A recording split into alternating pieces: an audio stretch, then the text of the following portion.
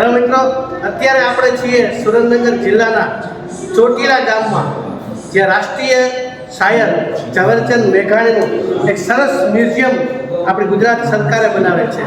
અને ખરેખર કોઈ પણ વ્યક્તિ જ્યારે પણ ચોટીલા આવતા હોય ત્યારે ચોટીલા ગામમાં આવેલા આ મ્યુઝિયમ જોવા અવશ્ય તમારે આવવું જોઈએ. આ આપણા રાષ્ટ્રીય શાયર પ્રત્યેની જે એમના જીવન કહાની છે, ખૂબ સુંદર રીતે મ્યુઝિયમમાં રજૂ કરવામાં આવેલી છે. આપણે જોઈએ, ચાલો.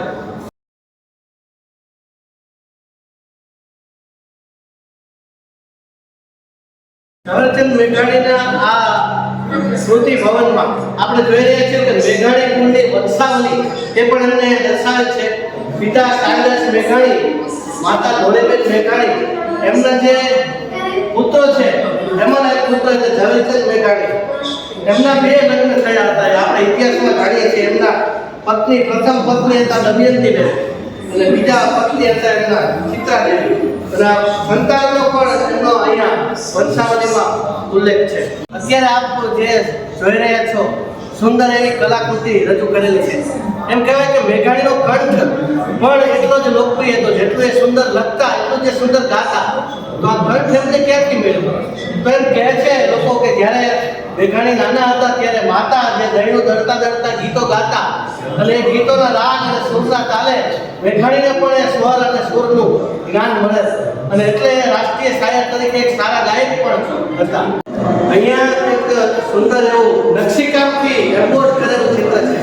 આપ જોઈ રહ્યા છો, નાના હતા ત્યારે પછી ધીમે ધીમે રાજકોટ અભ્યાસ માટે જાય છે અને રાજકોટની સદર તાલુકા શાળામાં, જે અત્યારે રાષ્ટ્રીય શાળા તરીકે રાજકોટમાં છે, અને મેઘાણીના નામ આજે પણ એ રાજકોટની શાળામાં લખાયેલું છે.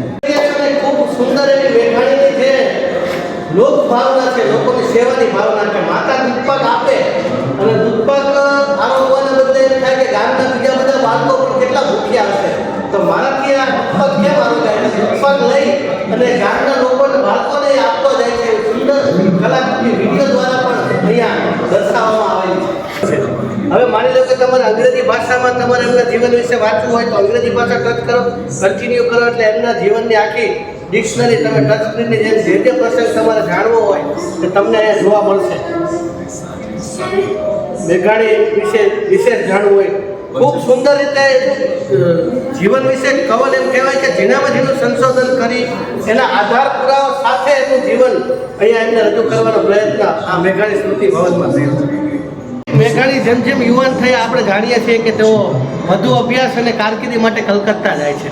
અહીંયા એક સુંદર કલાકૃતિ કલકત્તાની જે બનાવવામાં આવેલ છે, હાવડા બ્રિજનો આબેહૂબ જેવું દ્રશ્ય અહીંયા બનાવવામાં આવેલ છે. આબેહૂબ કલકત્તાની અનુભૂતિ આપણને અહીંયા કરાવવામાં આવે છે.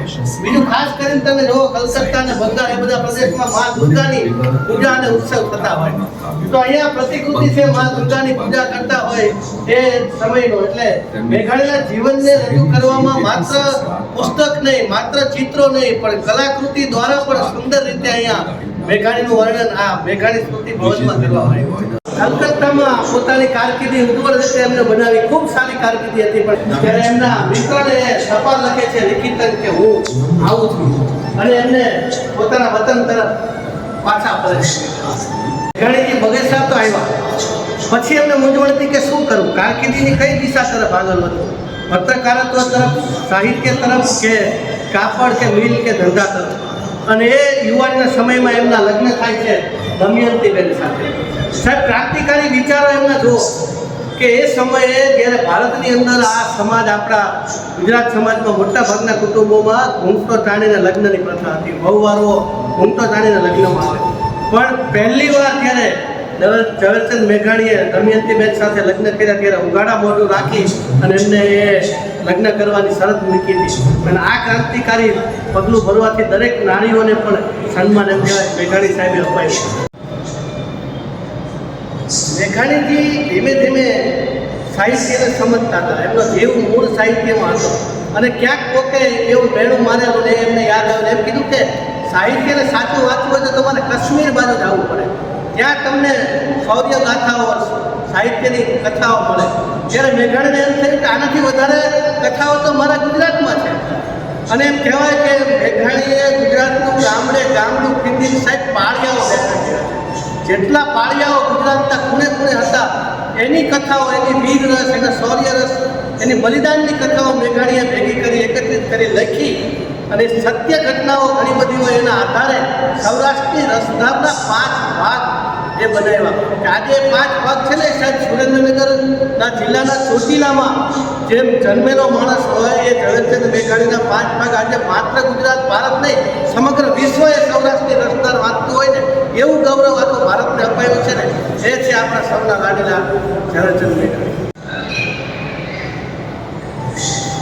મિત્રો અત્યારે તમે જે જોયું ને ભુલાભાયા કાગ છે, ઝવેરચંદ મેઘાણી છે, ચારણ કન્યા હીરબાઈ છે, આ એમનું વાછરડું જેના ઉપર સિંહ પ્રહાર કરે, ચારણ કન્યા હાથમાં દંડો લે અને સિંહને ભાગવું પડે એટલે મેઘાણીએ લખ્યું કે સાલા નર થઈ નારીથી ભાગ્યો. આ એ જ ચારણ કન્યાની વાત કરે છે. જે કથાઓ, જે વાર્તાઓ, જે ગીત આપણે આપણા અભ્યાસક્રમમાં ભણ્યા છીએ 14 વર્ષની ચારણ કન્યા.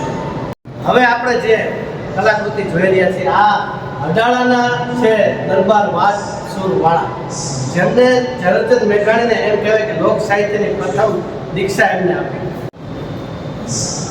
વાછુરવાળા પાસેથી એમને પ્રથમ દીક્ષા મળે એમ કહી શકાય સાહિત્યની, અને ધીમે ધીમે એમાં સાહિત્યમાં રસ જાગ્યો અને ફરતા ફરતા એમને મળે છે ભુલાભાયા કાગ, એટલે કે કાગ બાપુ. કાગ બાપુની વાણીથી તો ગુજરાતનો કોઈ વ્યક્તિ અપરિચિત ન હોય. કવિ કાગ બાપુ સાથે મુલાકાત અને ફરતા ફરતા પછી આગળ એમને ખબર પડશે કે ગામમાં હેલીબેન રહે છે પોરબંદરની આજુબાજુના ગામમાં. આપણે જાણીએ છીએ કે વર્ષો પહેલાંનું જે સંગીત છે ગંગા સતી અને મીરાબાઈ, નરસિંહ મહેતા, આ બધા જ્યારે સાહિત્યના ભજનો લખાતા ત્યારે લખવાનો યુગ નહોતો, ગવાતા હતા, મોઢે હતા, કંઠસ્થ હતા. એવી જ રીતે હેલીબેનને ઘણા બધા લોકગીતો અને કથાઓ કંઠસ્થ હતી. તેઓ દિવસે ખેતી કામ કરતા અને રાત્રે મેઘાણી એમની પાસે બેસતા. જ્યારે ઢેલીબેન લોકગીતો ગાતા અને વાતો કરતા ત્યારે ઝવેરચંદ મેઘાણી એની નોંધ કરતા અને નોંધ પછી એમની વાર્તાઓમાં ઉતરી અને રઢિયાળી રાગ નામની જે એમનો સંગ્રહ છે એ ઝવેરચંદ મેઘાણી સાહેબે ઢેલીબેનને અર્પણ કરેલું છે. અત્યારની દુનિયામાં અનેક સર્જનો કર્યા બાદ એમ કહેવાય છે કે મેઘાણીજીને સૌ પ્રથમ શાંતિકુંજ ખાતે 16-17 માર્ચ 1929ના રોજ એમને રણજીતરામ સુવર્ણચંદ્ર એવોર્ડ. અનેક વાર્તાઓ અને કથાઓ અને સૌરાષ્ટ્રની રસધારને બધું લખતા જ્યારે ઝવેરચંદ મેઘાણી એમ થયું કે ભારત દેશ અત્યારે ગુલામીમાંથી પસાર થઈ રહ્યો છે, ત્યારે એની આઝાદી માટે લોકોમાં શૌર્ય ઉત્પન્ન થાય એના માટેની સાહિત્યની રચનાઓ જ્યારે એમને શરૂ કરી, પત્રકારત્વ એમને શરૂ કર્યું, ત્યારે આપ સૌ જાણો છો મિત્રો કે એમના સાહિત્ય ઉપર બેન લગાવવામાં આવેલ અને કોર્ટમાં એમના વિરુદ્ધ કેસ પણ થયેલ. એવી સુંદર સ્મૃતિ અહીંયા ઊભી કરવામાં આવેલી છે.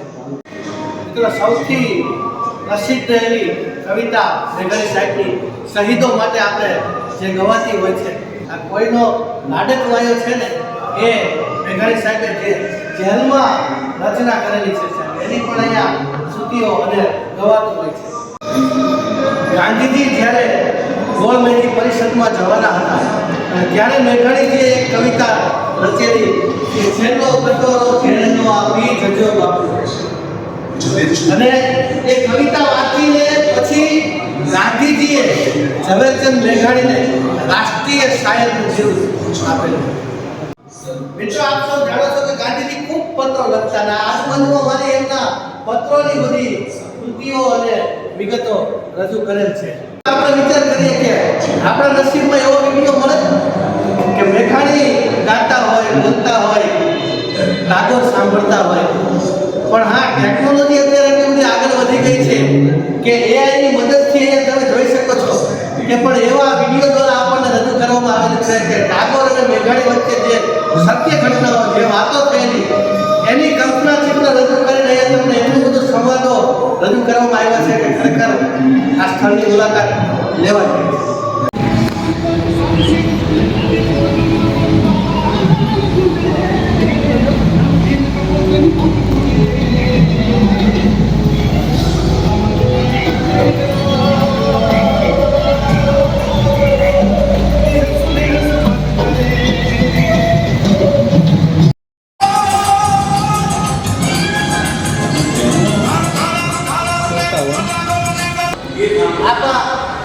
પુસ્તકો જોઈ રહ્યા છો બધી લાઇબ્રેરીમાં પણ હોય. અહીંયા ઝવેરચંદ મેઘાણી સ્મૃતિ ભવનમાં મૂકેલા છે. તો આની વિશેષતા શું? દરેક પુસ્તકની અંદર મેઘાણી સાહેબના ઓરિજિનલ સિગ્નેચર છે સાહેબ. એમની પોતાની રચનાઓ જ્યારે છપાતી, એ પુસ્તક છપાતું, પછી મેઘાણી સાહેબને ઓરિજિનલ સિગ્નેચર કરતા ને એ પુસ્તકોનો સંગ્રહ અહીંયા એમના સ્મૃતિ ભવનમાં લાઇબ્રેરીમાં તમને જોવા